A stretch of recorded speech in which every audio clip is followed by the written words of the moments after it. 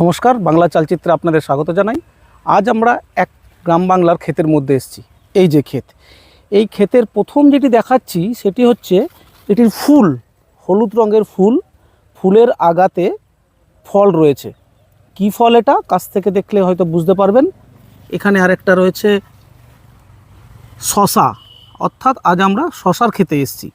শশা এটি সাধারণত সারা বছরই পাওয়া যায় এবং আমরা সারা বছরই খেয়ে থাকি। শশার উপকারিতা প্রচুর। প্রথম হচ্ছে এটি শরীরকে হাইড্রেট করে। শশার মধ্যে 95% জল, এর ফলে শশা খেলে আমাদের শরীরে জলের ঘাটতি পূরণ হয়। এছাড়া যারা সুগারের রুগী তারা শশা খেতে পারেন, এতে পেট ভরেও থাকে। আবার শশার মধ্যে অ্যান্টিঅক্সিডেন্ট উপাদান আছে। এছাড়া ত্বকের জ্বালা পোড়া এসবে শশার উপকারিতা প্রচুর। উচ্চ রক্তচাপ নিয়ন্ত্রণেও শশা ব্যবহৃত হয়।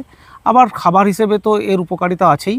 এখানে আমরা দেখব পুরো জায়গা জুড়ে শশা চাষ হয়েছে এবং এর মধ্যে একটা নেট দেওয়া হয়েছে জালের মতো।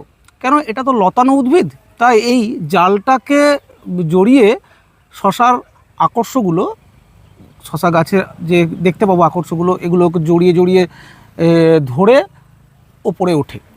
সারা বছরই শশা বিভিন্ন খাবারে কাজে লাগে।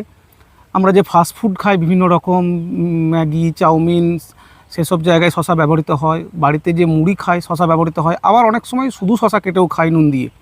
তো শশার গুণাগুণ বলে শেষ করা যাবে না। আজকে শশার খেতে এসে আপনাদের শশার সাথে পরিচয় করালাম।